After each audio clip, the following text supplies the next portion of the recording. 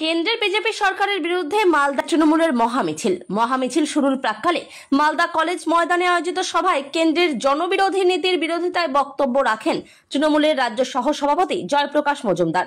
এছাড়াও মঞ্চে উপস্থিত ছিলেন মন্ত্রী সাবিনা ইয়াসমিন, তাজমুল হোসেন, মালদা জেলা পরিষদের সভাধিপতি লিপিকা বর্মন ঘোষ, মালদা জেলা তৃণমূল কংগ্রেসের চেয়ারম্যান চৈতালি ঘোষ সরকার, সভাপতি আব্দুর রহিম বক্সি, বিধায়িকা সাবিত্রী মিত্র, সমর মুখার্জি, ইংরেজবাজার পৌরসভার চেয়ারম্যান কৃষ্ণেন্দু নারায়ণ চৌধুরী, পুরাতন মালদা পৌরসভার চেয়ারম্যান কার্তিক ঘোষ, তৃণমূলের জেলার সাধারণ সম্পাদক প্রসেনজিৎ ঘোষ সহ অন্যান্য জেলা নেতৃত্ব।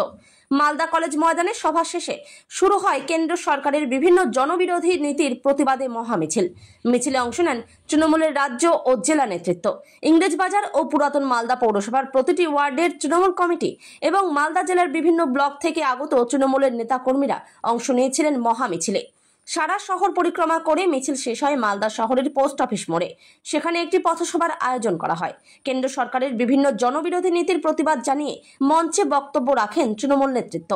আবাস যোজনা, 100 দিন প্রকল্পের টাকা, ভাঙন, বিভিন্ন প্রকল্পের টাকা কেন্দ্র সরকার।